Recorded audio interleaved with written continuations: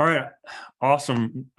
So for those of you that are new to the program, we had a previous episode with Kara Meyer, who is a former gymnast at the University of Arizona. And in my time working with gymnastics, I kind of got to know the baseball team a little bit because the celebrity power couple of the time was Kara and Mike Meyer, and spent some time working with the baseball team and got to know Mike, and thought he would be a great story for the show. So Becoming Undone is the podcast for those who dare bravely, risk mightily, and grow relentlessly. This week, we're pleased to have Mike Meyer, manager of the Sioux Falls Canaries. Mike, welcome to the show. Thanks, Toby. Thanks for having me. It's a pleasure. Well, I'm super excited about this episode because, as I may or may not have shared, really part of the idea for this whole podcast came about from a panel discussion that you participated on with my students, where we talked about kind of life after sport. And you played baseball at the University of Arizona, had a career in the minor leagues, both in affiliated and independent ball. And I really thought it was fascinating to kind of crack open the lid a little bit and look at what that meant. So I guess we'll start at the very beginning, wherever that was for you. Yeah, well, I had an older brother. So I was 4, I believe, when my parents signed him up for T-ball. And I was watching him out there at practice, and I just couldn't stand it. I wanted to be out there with him so bad. And I was very fortunate that his little league coach at the time was like, okay, you can come practice with us. Obviously I couldn't play in the games because I wasn't old enough, but that was it. I was hooked in not just baseball, but sports in general, being a part of a team, practicing, trying to get better every day. And that's kind of where it all began for me. That was, my first experience of being around any type of sports or team for that matter. And that's where I picked up my passion, my love for sports and being a part of a group and part of a team. And it was a great experience for me. And obviously, here it is, I'm still doing it, 40 something years later. So. Right. So you started early, playing just rec ball, I'm guessing. Yep. From there, you don't get to the University of Arizona by just playing rec ball or maybe even school ball. What were the in-between years like for you? Yeah, so it was, Little League was, all the baseball. There wasn't really the travel teams and that sort of thing when I was playing. So, I played a little bit of YMCA basketball, which, I think playing multiple sports was a huge benefit. And it's something that I want my kids to do as well. We talk about that quite a bit, that, there's a lot of different principles in different sports that, helped me along in my journey in baseball. So just normal rec stuff when I was a kid. And I'd want to say it was about 11 when I realized there might be something special with baseball. I made our Little League All-Star team at 11. There was 2 of us at 11. The rest of the kids were 12. And I was the starting catcher, and I led off. And I kind of shined in the All-Star tournament. And it was like, holy cow, maybe this isn't just something that's fun for me. Maybe this is something that I'm good at.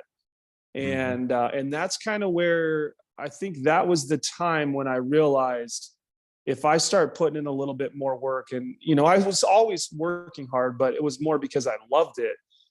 Then it became kind of an obsession for me where I needed to throw balls off the wall and practice my, field and ground balls and, pitching against the wall, or, making my brother go out and play catch with me, or stuff like that. So, I got to, after Little League, we had a thing here. They don't play it all over the place, but it's like that in between the big field and the Little League field. We called it Pony. I think there's different names for it all over the country. But we only had one Pony League in the state of Arizona. It was in Tucson. And so, you had 500,000 people that were trying to make these Pony League teams. And I made it my 13-year-old year and made the All-Star team. And that's when we started to get to travel a little bit. So that was a really good experience for me, and kind of got some exposure for me, playing against, some of the best, players in the country, in the West Coast, especially, on my 14-year-old team, we made it one game away from going to the Pony League World Series. So that was a pretty crazy accomplishment. And we were in California for, I want to say, about a month. So at 14, that's kind of a fun deal. And from there, moving into high school, my Pony League coach, he taught at a high school with the high school baseball coach of the high school that I was going to go to. So right away he said, look, you got a freshman coming in. This kid's going to be on your varsity team. You have to, don't let him go to freshman tryouts. You got to pull him up. And because of that exposure I had over that stretch, of all-stars in Pony, he kind of leapfrogged me into kind of skipping the class a little bit. So I got pulled up to basically have a one-day tryout on varsity. They were looking for a shortstop, and I didn't play shortstop. I was a catcher, but he said, can you fill the ground ball? I said, yeah, I can fill the ground ball. So I went out there and I took about 20 minutes of ground balls. They said, okay, you're going to stay up here with us. And I became the starting shortstop my freshman year, which obviously led to a lot of other, openings. And I think the biggest break I had, being from Arizona, a warm weather state, one of the big benefits that we have is you can play year round. And, I think they still do it now, but it was really big when I was in high school. We had this thing we called scout team. It was really the national cross checker for the Dodgers decided, why am I driving all over the place to try to look at these kids and watch these kids play? I'm just going to invite them all to my backyard, and we're going to meet on Sundays, and we're going to play against each other, not even in games, just so we can watch them every day. So he had called up Grand Canyon University, said, hey, can we use your field on Sundays? They said, yeah. So I got invited to that after my freshman year of high school. And the next thing you know, I'm on this, this team, which is mainly two teams of all the best players from the state of Arizona. We had kids from New Mexico, kids from West Texas, Colorado, Southern California that would show up on Sundays, and we would inter-squad and we would play like 18 innings, in Phoenix every Sunday through the fall and the winter. And, you're looking around, and at the time you're like, man, these guys are really good. But later down the road, it's like, wait a minute, like Paul Konerko was on that team with me, who played 20 years in the big leagues, and Ian Kinsler was on that team. And Mike McDougall was, who was a closer in the big leagues, and, all these guys that went to D1, and you're playing with all these guys. And that was kind of eye-opening, but right away here it was, I was the youngest kid, and I belonged, and I felt like I belonged. And that was another confidence boost for me, moving forward in my baseball trajectory. And so then it became going to that. Then it was like going to area code games, which you get invited to go play, and team one stuff, and USA team trials, and all that sort of thing. So, it kind of opened up all these avenues for me, and that's the floodgates just started opening. Now it was, all these colleges. I was talking to, I think 20 of the 30 MLB teams, I had conversations with. I was doing the psych evals for, so it was a really exciting time from that like 16 to 18-year-old age. Yeah, that's awesome. So during that time, did you ever question your abilities, or were you pretty confident that this is my future? Like I belong here, and this is what the future has in store for me. Yeah, no. So from 11 years old to about 18, I knew I was going to play in the big leagues, and I was going to be a Hall of Famer. That was wasn't even a question.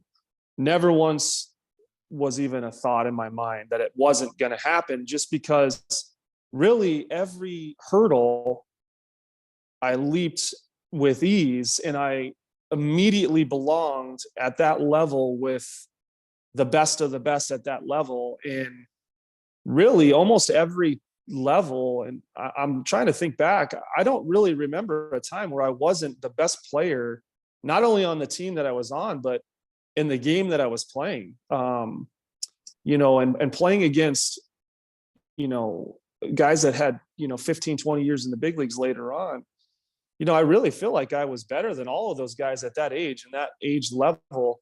Matter of fact, I would say I was better than all of those guys at that age level. So for me, 11 to 18, there was never a doubt. It wasn't until I got to college that I questioned a little bit of my, my abilities. Yeah.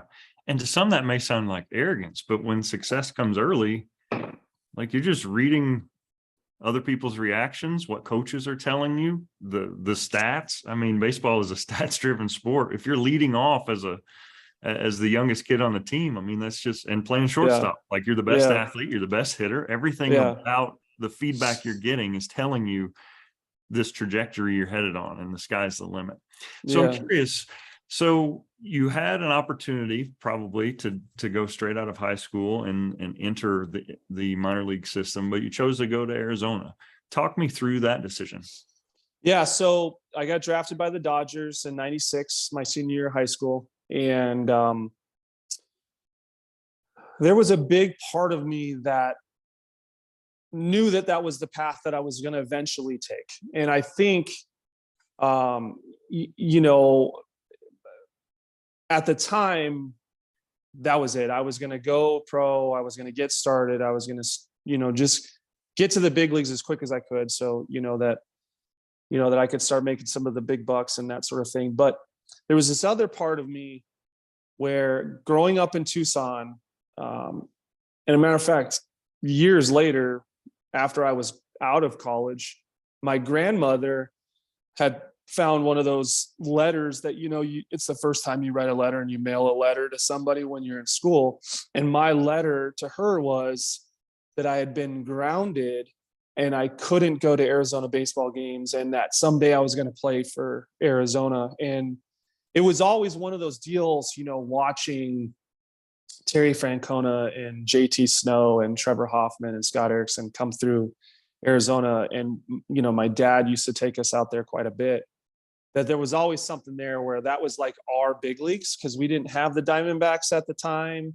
We had, AAA baseball, but nobody kind of cared as much about it as they did about Arizona. So there was always that kind of thing where I wanted to be a part of this, 3 national championships, 15 College World Series appearances.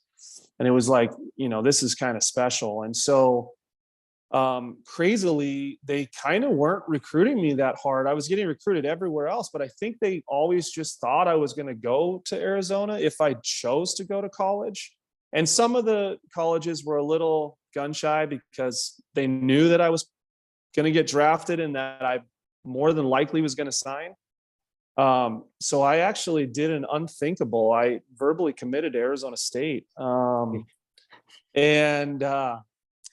so I was at a scout league game after my recruiting trip to Arizona State when I had verbally committed to Coach Murphy.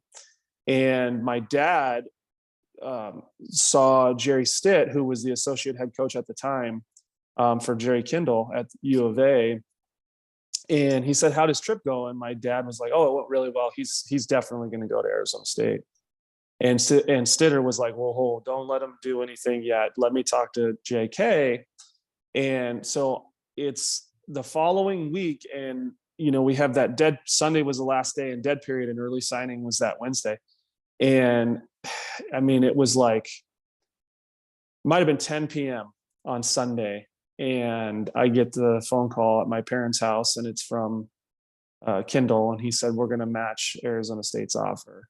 And I was like, "I'm in." I mean, it was immediate. I was in, and then I had to, call Murphy and tell him I wasn't coming to Arizona State. So, but yeah, that was kind of my, how it really happened, for me. And, I think a lot of it was, I was a little nervous about leaving home at the time yet, because my parents did a lot of things right, but they also didn't do, a lot of things right. We all are like that. I mean, we parents, we know that, but I didn't know how to do my own laundry, and I didn't know how to do other things. And so there was a little bit of that comfort where, okay, I get a couple more years, at least I'll be away and on my own at college, but I'm 20 minutes to drive home and say, hey, mom, can we do some laundry type thing? So I think there was still a little bit of that in me as well.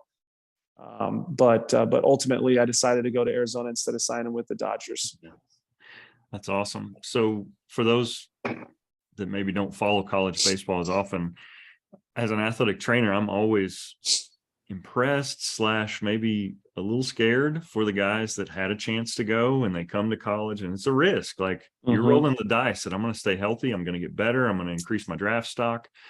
How would you describe your time in college? Like, do you feel like that experience made you a better player, or in retrospect was going straight into the minors maybe a better approach? I think a little bit of both. I think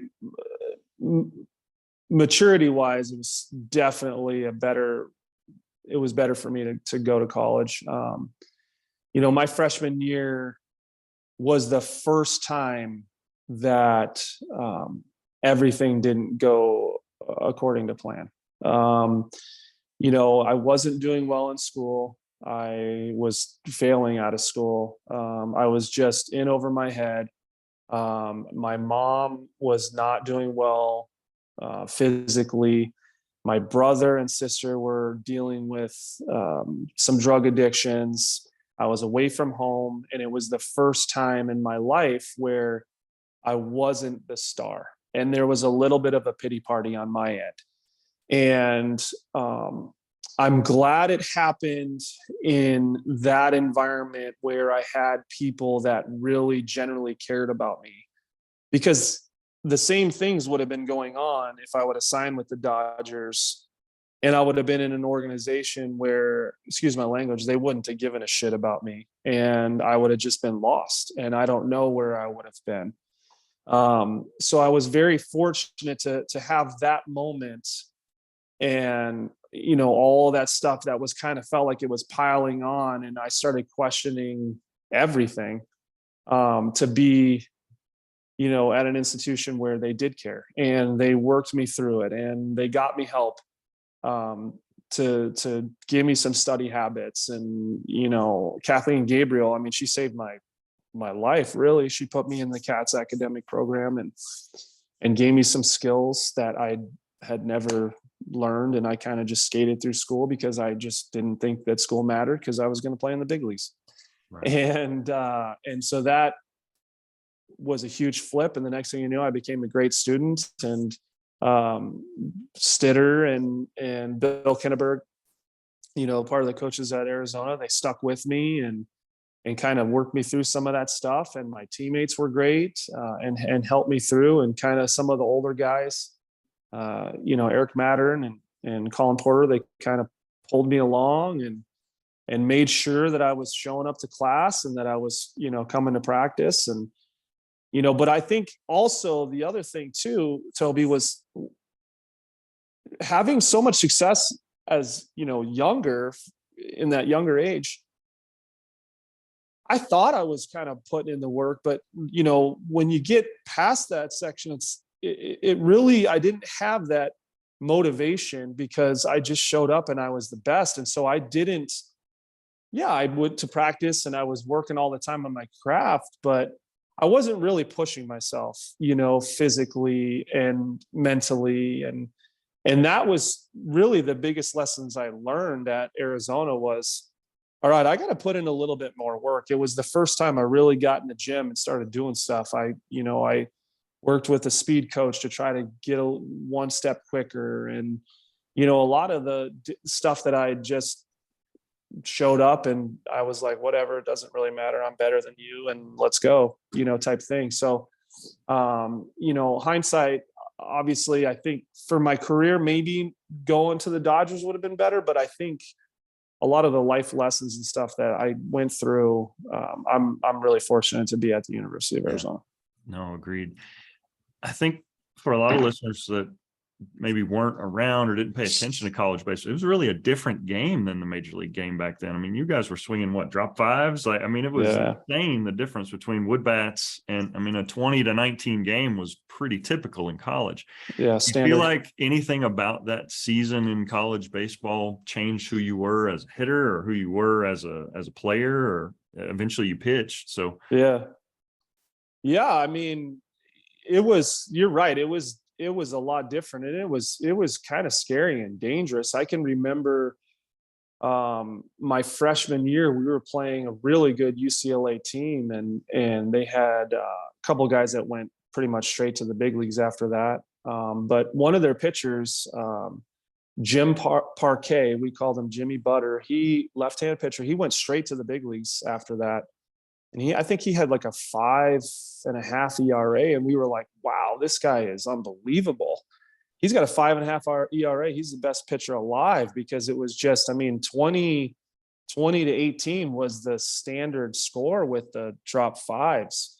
But yeah, so it was pretty crazy at that time, because, here it is, you could be hitting 350 and you're struggling. And it was, one of those deals like we talked about earlier, that, baseball is a statistical game, and you're constantly chasing those numbers all the time. And, if you're not going 3 for 4 every night, it's emotionally it can be pretty brutal, because you're not keeping up with the Joneses. So yeah, that style of game, I'm glad it's a little bit better now, with the balls and the bats. It's a little bit more true baseball, but it was a grind, and especially playing in the 6-pack back then, because we weren't part of the Pac-10 or now Pac-12. And we only played against Stanford and Cal and UCLA, USC, and Arizona State. So it was a gauntlet, every day playing the 6-pack then. And it kind of beats you down a little bit. And I'm glad that I learned some of those lessons and faced some of those, those big leaguers, because just about everybody we faced in the 6-pack, all the starters kind of went to the big leagues. So it was a great experience, but it emotionally, it beat me down that freshman year. Yeah. So you start to make the transition from a daily positional player as a pitcher. Were you starter or reliever? I'm struggling to remember your role when I was with the team. Yeah, so I was a reliever. I closed my junior year. Yeah, so it was an interesting transition, and I had pitched a little bit in high school, because that's what happens. You just, not most high schools have multiple lockdown guys, and I had a good arm, so I got on the bump and started pitching. And I was pretty good, but it wasn't until my sophomore year I left to go play summer ball, and I was in the Valley League, which is in Virginia and the Shenandoah Valley. And we had a couple of guys that had been drafted that year, but they were kind of late round drafts, and they got to us, and they're facing wood bat competition for the first time, and they're just dominant. And so both of those guys got offered more money than they initially had been offered in the draft, and so they signed. And so now we're mid-season of our summer league, and it's not easy to get guys there. So I went in my skipper's office and I told him, I said, hey, look, man, I was a pretty good pitcher in high school. Give me the rock, I'll throw. And it was a blessing and a curse at the same time, because I was playing third base every day, and I was doing really well that summer. And so he said, okay, well, we'll see what happens. And that night, our starter got into a little bit of trouble, and they brought me in the game, and I think I went 3 scoreless, and I was like 92, 93 and throwing the ball really well. So he called me into his office afterwards and said, okay, hey, you're a closer. I said, well, I still get to hit, right? And he's like, well, yeah. Well, it turned out that I stopped really getting to hit all that much and just kind of became a pitcher. And then Stitter, my head coach at Arizona, he started fielding a bunch of phone calls that, hey, listen, this guy's got to get on the bump. So that junior year, I still was getting to hit, which is one of the things that I'm still thankful for Sitter letting me do, that I would DH or play first base, and then come in and close games out. So I got to do both, which was always a fun deal. Not too many people get to do that. But that was where the transition into pitching, kind of happened. But it in the physical world, yes, I had transitioned to pitching, but mentally and emotionally, I was a position player that, would just get up on the bump and throw. I wasn't ready to make that change yet. It was not something that I was ready to do mentally or emotionally. Yeah, I'm always amazed by that, because usually, shortstop, leadoff hitter, all those things that make you a well-rounded baseball player.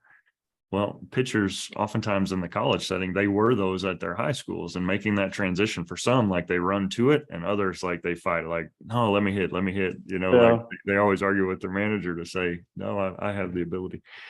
So as your college career is starting to wrap up, and this major league dream is still, it's been put on hold, but it didn't go away. Yeah. What did that spring look like, and the days and months to follow? Yeah. So, eventually, obviously I knew that it was something that I wanted to pursue. And I was really kind of hoping that I would get that next opportunity. And I got drafted my junior year by the Giants, pretty high, actually, 14th round.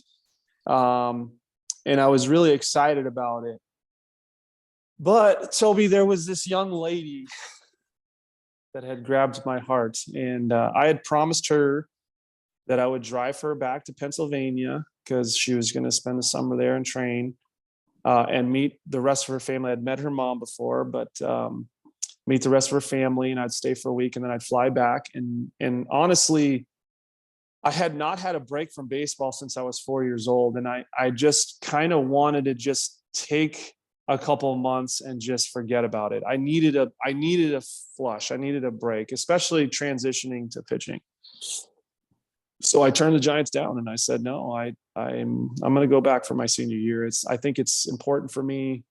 I'm starting to grow into being more than just a baseball player. And that was it was a refreshing feeling for me to be something other than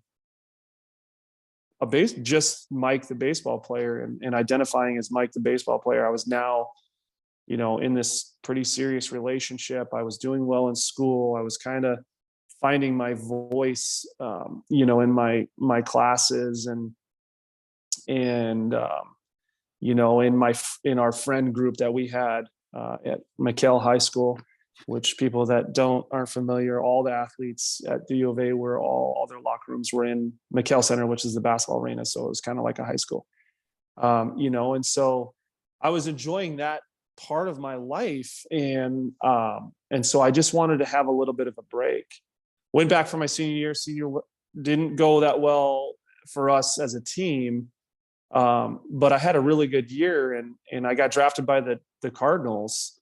And now I was in. I'm all in. I'm ready to go. But I was transitioning full time to pitching. So I'll be honest with you. It was eye opening and shocking and exciting all at the same time. I signed my contract, and a day later, I'm on a plane flying to Florida for little mini camp.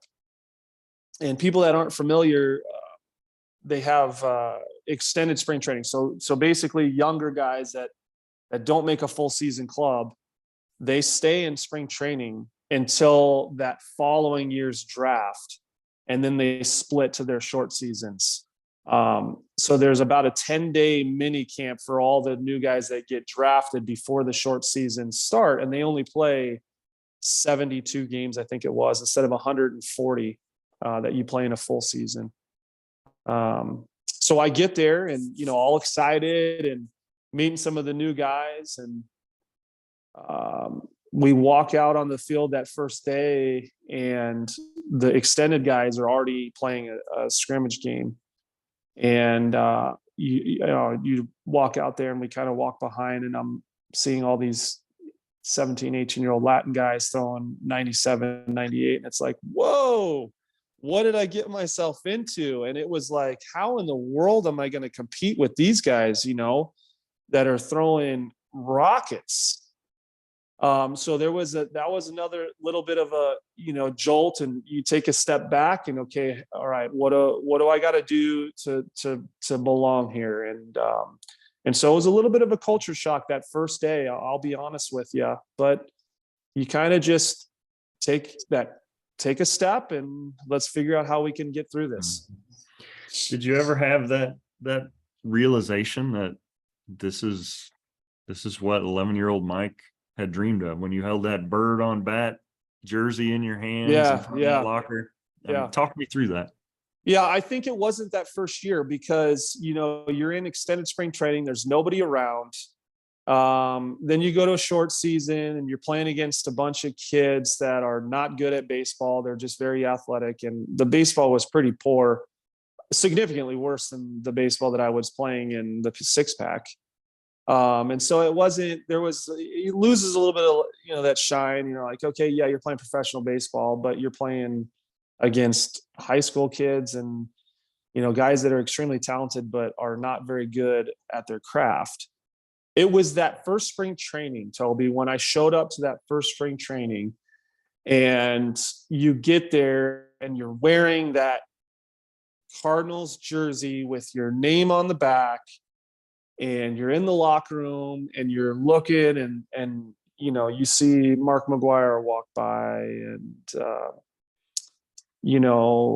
Albert Pujols was a big deal because he was in A-ball the year before and he had moved his way up, and there's a chance he's going to make the big league team. And so everybody kind of was like this buzz about this young kid, and sure enough, he became Albert Pujols.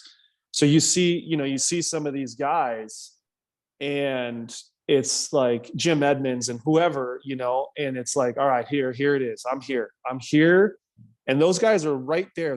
I can see them and I can touch them. They're not that far from where I am. And now I got a shot. As long as I've got this jersey on, I've got a shot. And it was everything that I had hoped it would be.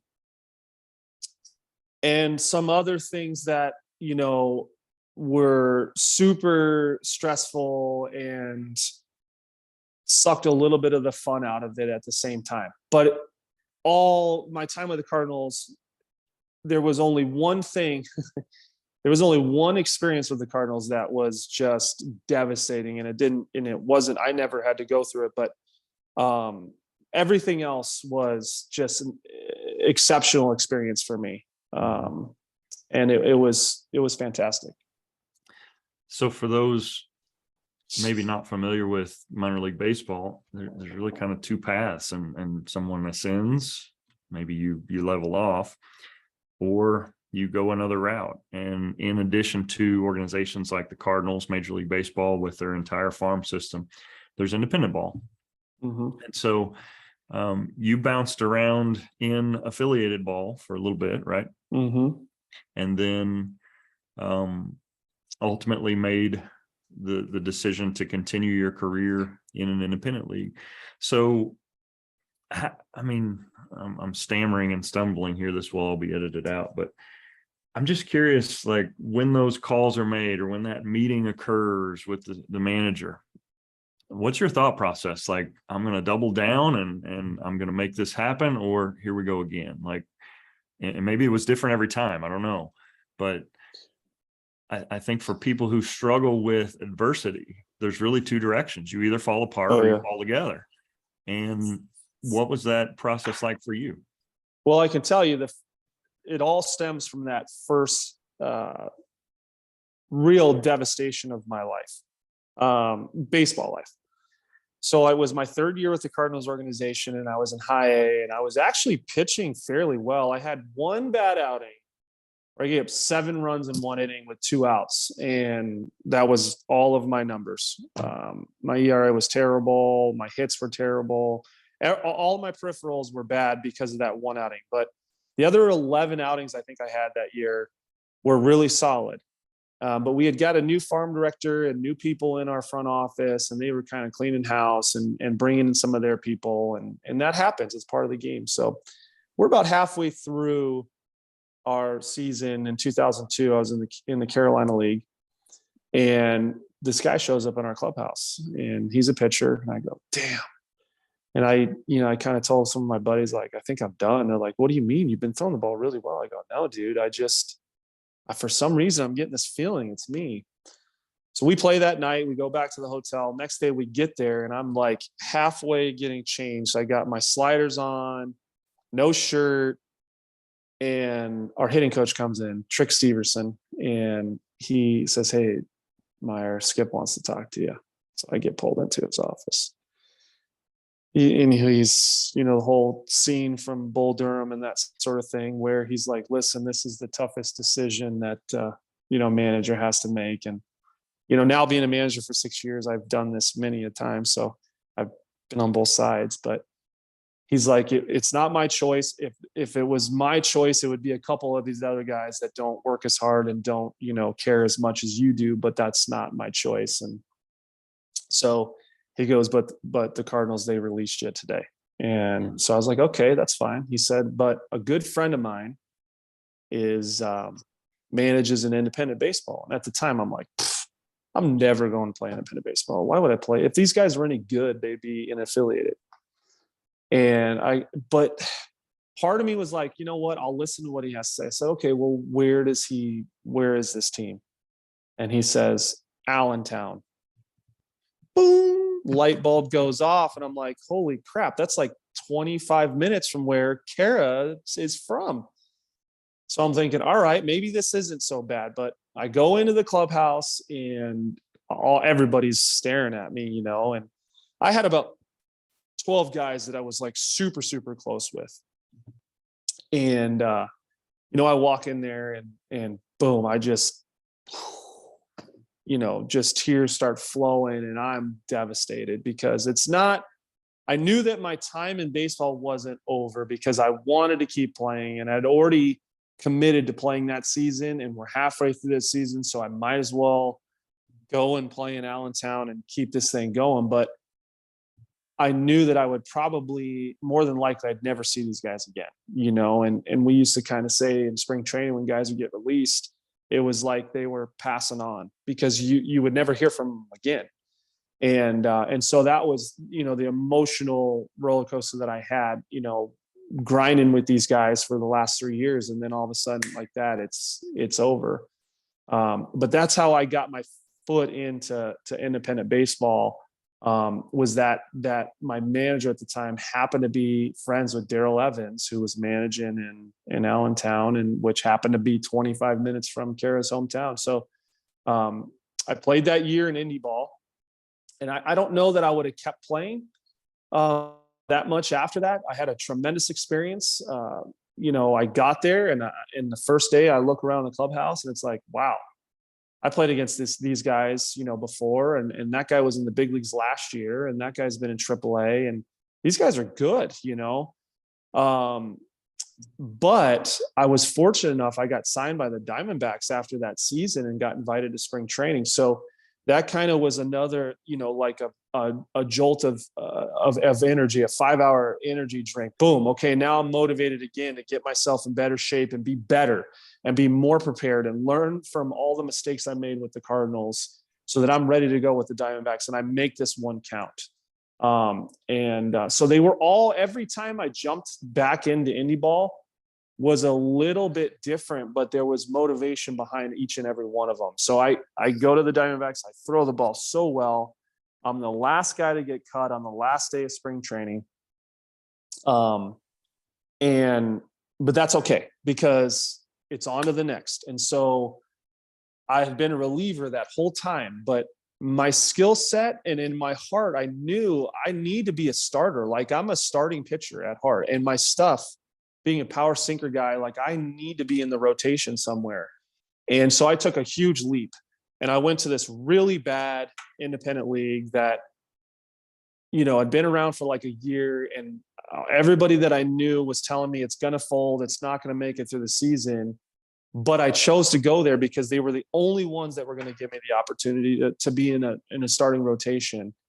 So I did it, and I took a leap of faith, and I went there, and we somehow, the league barely scratched by for that season.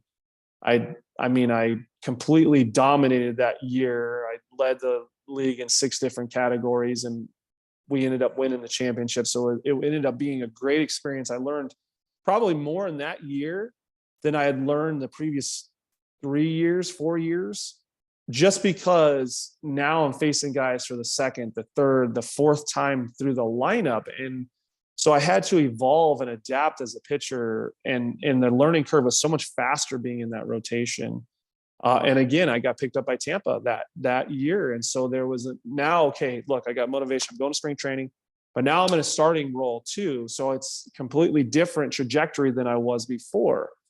So each and every one of them, making that decision to keep going, there was different motivations, but, I would be amiss if I didn't, say that every single time that I made those decisions, Kara was fully on board and supported me 100% through the process. And she's like, look, you're fortunate enough to keep chasing your dream. And her being a former athlete where, their peak is the Olympics, but that usually happens before college. And then you get to college and it's like your farewell tour a little bit. And then there's nothing, for them. And so she is at the top of her game. And then the next day it's done. And for me, I had that opportunity. And so she wanted me to keep pushing. So she was a big influence on me continuing to play and take those steps towards indie ball. And, but each one of them had its own path and own motivation. So as you're starting to kind of see the writing on the wall that, these kids around you keep getting younger. Yeah. Spring training starts getting a little harder. Mm-hmm. Ultimately, you kind of come to terms with the fact that, okay, this officially is it. My career as a professional baseball player is done.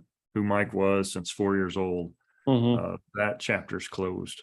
Talk me through your emotions as you pack up your locker, load your car, and head home. Yeah, it was, really, it was kind of I had a trial run after the 2005 season. I had tore the labrum of my left hip, and like you said, everybody around me is getting, the team, the rosters are just younger and younger. And, here it is, I'm struggling to make it through seasons. So I was pretty much done with baseball after that 2005 season. I figured I'd be going back and finishing my degree and moving on to the real world. And my manager at the time, a guy by the name of George Samus, who's a big influence in my baseball career, he kind of called me up one day and said, look, man, our roster's nasty good, but I don't have any starter pitching at all. Can you give me one more year? And that was kind of where I thought, you know what? I wouldn't mind playing one more year. I love competing. It's just going to be really painful to do so. But I'm going to try to use this as some leverage to get my foot in the door in the coaching ranks, because I just felt like I had a lot to offer as I had gained all this knowledge and experience. And I kind of became the salty vet a little bit at the end of my playing career, especially with the pitchers. I was kind of starting to work, with some of our guys and kind of makeshift pitching coach. And especially in indie ball, which is so much different from affiliated, where it's really cutthroat. And, and if you're a reliever, you're in the bullpen and you're like, I hope we win tonight, but I really wouldn't mind if this guy gave up 5 runs because we're in the same position, Where in indie ball is completely different. It's all about winning and team. And it's really got a big league feel to it.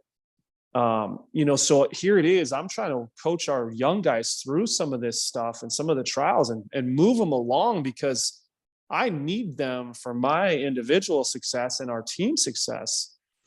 And I really kind of enjoyed that part of it. And so that going into that '06 season, I told my manager, I said, listen, I'll come back for one more year, but you got to put me on your staff the following year. He says, deal. So I go back for that '06 season, and it was actually just one of the best decisions I ever made, because now I knew for sure this is it. Where that '05 season, everything was going great, and I was throwing the ball better than I'd ever thrown the ball. And then about 2/3 of the way through the season, I popped the labrum, and now I'm just grinding through the last third of the season. And so I didn't have that, Derek Jeter, this is it, type deal. And so '06 I did, and I knew it. And so I really appreciated every city we went to, every stadium, the fans that had, got to know me a little bit over a couple of years, and that would rag me a little bit, and you get to kind of give it back a little bit and kind of enjoy some of the, the stuff. And Kara and I, even to this day, a lot of the cities, we know them by our favorite restaurants in those towns. And so I'm making sure I'm hitting these restaurants, hey, might be the last time I get to go to this restaurant. So it was just a beautiful experience for me, being the end. And so it ended up being a very positive moment, instead of that, this is it, I'm done, that it was a little bit in that '05 season. So I had a kind of both. That '05 packing up, it was pretty devastating for me, packing up my locker that last time, knowing that was probably it, and we had fallen short in the playoffs, and I was injured, and I didn't throw the ball very well at the end of the year, and then no expectations, for the '06 season. It was just me going out and competing and having fun. And so I got kind of the best and the worst of it. Yeah. So you've been through physical injury, obviously the mental toll that it takes getting traded from one team to another and tryouts with this organization, that you've got a relationship that you're trying to maintain over the distance. How do you think your experiences as a player have impacted you as a manager? Oh, yeah, no, it's been, so, and anybody that's involved in sport, you have coaches, managers that you love. That is just, the air quotes, this is a player's manager. And then you have, guys that are the hard asses that you're just like, man, I really just don't like this guy and the way that he talks to us and treats us, but there's good and bad in both of them. And I've played for managers that were like the man, and it's like, this is your buddy, you want to go get a beer with them and whatever, but you're not getting better because you're not holding you accountable. And then there's the guy that's just a jerk all of the time, but you've got to show up, and you've got to bring 100% every day, because if you don't, this guy's going to embarrass you in front of your teammates. And so you have that level of commitment that you have to put in, because you're held accountable on every pitch. So for me, I wanted it to be where it was a safe space for my guys. They felt like they had ownership of our team and of their careers, but I'm going to hold them accountable. And it's still something that I'm trying to improve upon, where I'm holding them a little bit more accountable, but also I want them to be able to come into my office and ask me about finances, or, hey, what did you do with your daughter again? What was that book you got for the sleeping solutions? I want them to feel comfortable coming into my office and saying, dude, Skip, it's not a good day, man. Me and Teresa broke up today, and whatever. I want them to feel comfortable to do that, but I also want them to know that if they're not playing hard for their teammates and they're not giving us what we need, then I'm going to call them out, and I'm going to hold them accountable. And so it's trying to pull from all of the good stuff from all of the coaches, all the managers that I've had in the past in my playing days, and seeing how all of my teammates reacted and responded to the way that they were handled. But also pulling some of the the negatives and saying, look, we got to try to stay away from this, because it can be difficult to not get into that negative mode and be pissing around and kicking things and throwing things and getting thrown out of games and trying to balance that. And one of the things I learned from my 10 years as a pitching coach were, there's some guys that every day, I refer to it as changing their diaper. You got to change their diaper, make sure that they're happy, make sure they're feeling nice and dry and clean and happy. And there's some guys that you got to give a kick in the ass, and they respond, differently. And you can't treat them all the same, because we're all different individuals. That's what makes us great. And that was it. It was really kind of trying to build those relationships with these young men and figuring out how to motivate each one of them. And sometimes taking a step back and saying, no, you got to figure it out. And I think all of that stuff I learned from my playing days, from when I was 11 years old, or, before that, probably all the way until I was done in 2006. So you made the switch from a player pursuing a dream, a little boy with aspirations of being in the big leagues, making it to the Hall of Fame. Now you've made the jump to initially pitching coach, hitting coach, manager. The life in independent ball is not what major league managers do. I mean, you're not there stationed in your hometown all season long. Right. So as a dad, as a husband, do you feel like you're going through a similar process now as what you went through as a player, where, okay, am I going to try to make a transition out of this life? Do you feel like that's sustainable, or do you feel like you've got aspirations for other bigger things? Yeah, that's a great question. I basically, when I got into coaching, there was maybe some aspirations of getting back into affiliated and working my way through the ranks. But the more I thought about it, the more I just despised that idea. One of the criticisms that I'll have for MLB, and anybody that wants to talk to me about it, they're more than welcome. I'll give them my phone number and we can talk, is really how they treat their coaching staffs in the minor leagues. I mean, they have absolutely no say in most of the organizations. They have no say. They're not there really to help these guys move along. They're always in fear of getting that next contract. I learned way more in my time in independent baseball than I ever did in affiliated. And a lot of it was because you take risks in indie ball. There's no, you're not going down. You're not getting sent down. You're already down, and you're trying to get back to affiliated. And everybody's kind of so gun shy, because nobody wants to be the guy that tweaks, Bryce Harper's swing, and this guy that's supposed to be a Hall of Famer now sucks.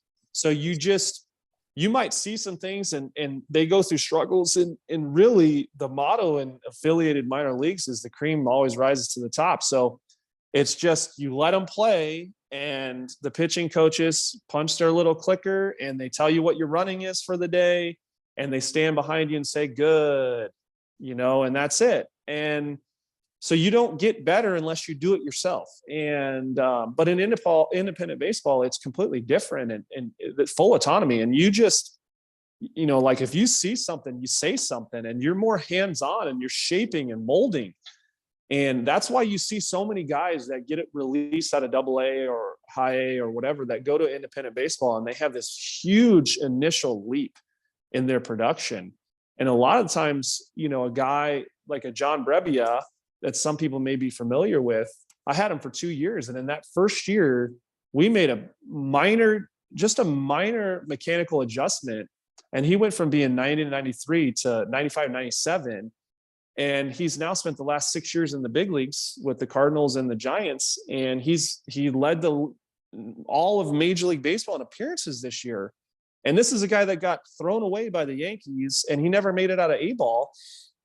And it was because, he was literally overstriding, and nobody would say anything to him because, God forbid, the kid gets hurt, or whatever. So that right away, I was like, you know what? I don't want anything to do with affiliated baseball. I want to stay in indie ball. This is where I belong. This is where I can do the most I can have the most good here and I can impact the most amount of people.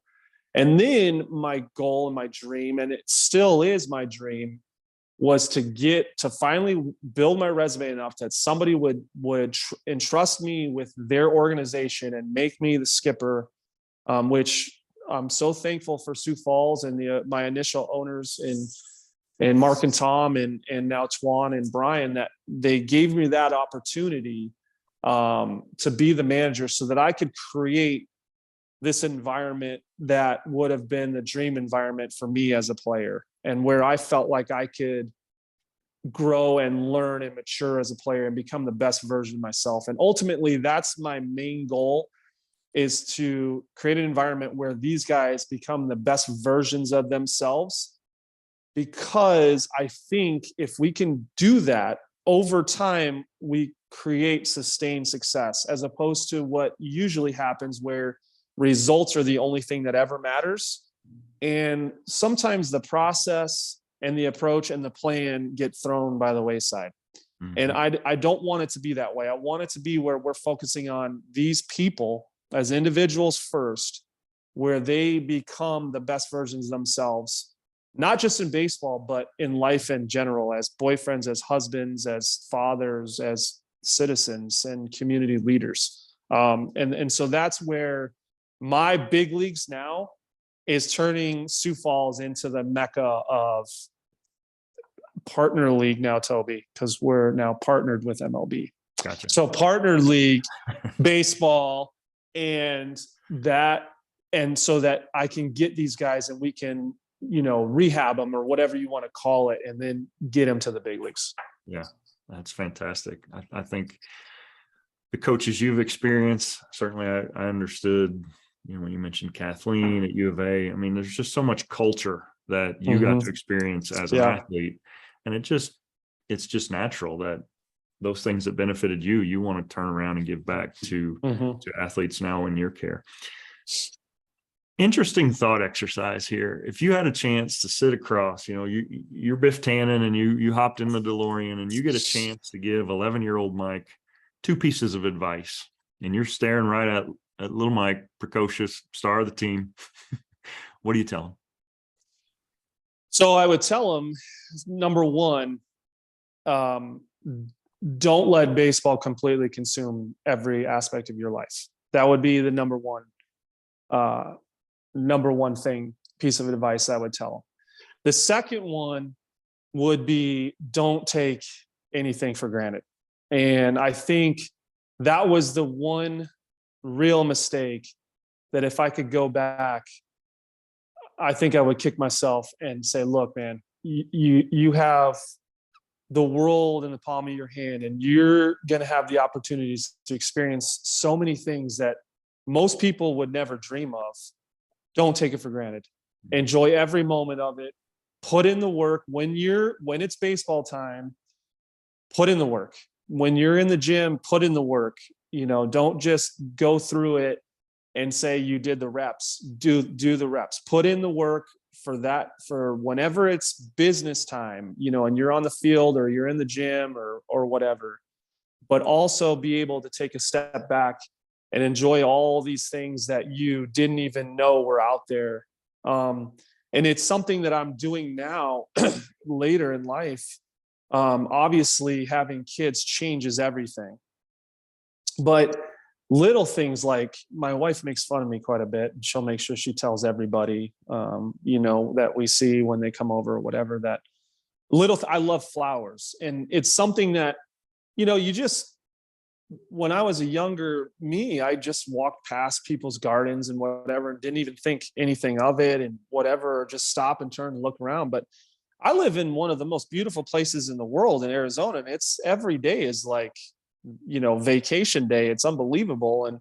And so I make sure that I'm in the garden and I'm working and my hands are in the soil and I'm enjoying little things like that never really mattered to me. And it was singular focus. And I think it really I played a little bit of a negative impact in my career. And I wish that I could have taken a step back and realized that, yes, this is this is what I want to do, and this is my goal, and this is my passion, but there's also other parts of life.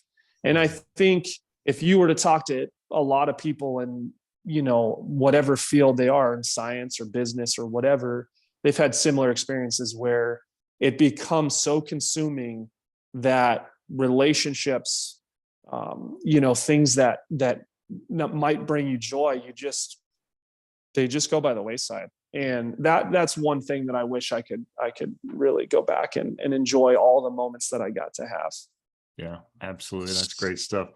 All right, last one.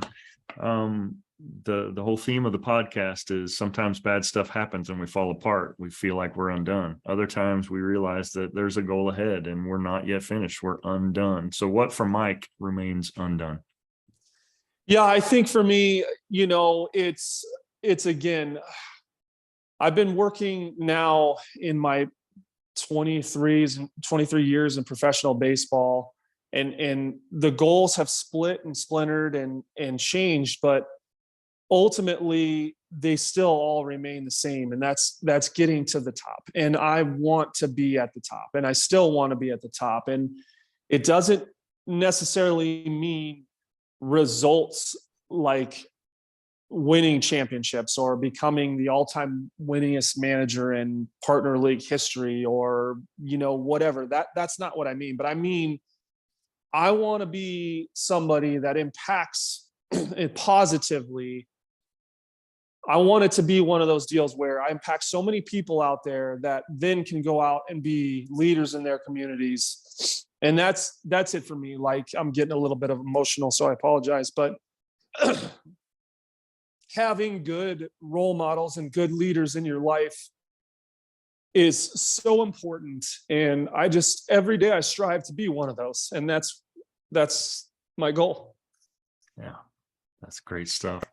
I read a quote yesterday that I actually went in and changed my purpose statement. I had this big wordy, it was a mess. And I shared it with my students. I said, here was my before purpose statement. And it was fine, but it was from a book called Man's Search for Meaning by Viktor Frankl.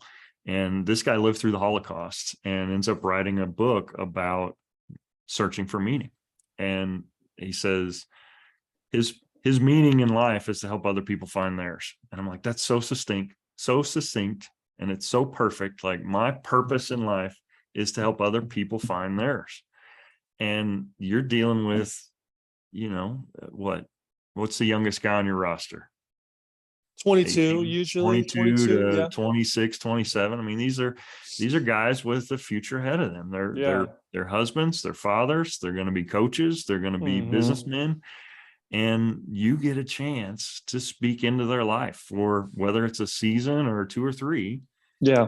But those coaches that made the impact in your life, you're in that position for them now. And it's such a powerful thing to finally realize that you're on the other side of that. Absolutely. Well, man, this was fantastic. I cannot thank you enough for your time. I loved getting to hear your story. Like I said, a lot of this I didn't know about, kind of you pre U of A, and fascinating to hear. So I'll get this stitched together, and man, awesome. I really appreciate the opportunity to chat with you. Oh, it's been a blast. Thanks, Toby. I appreciate it. And I held it together until the end, but I'm going to stop the recording there. No, man, you did great.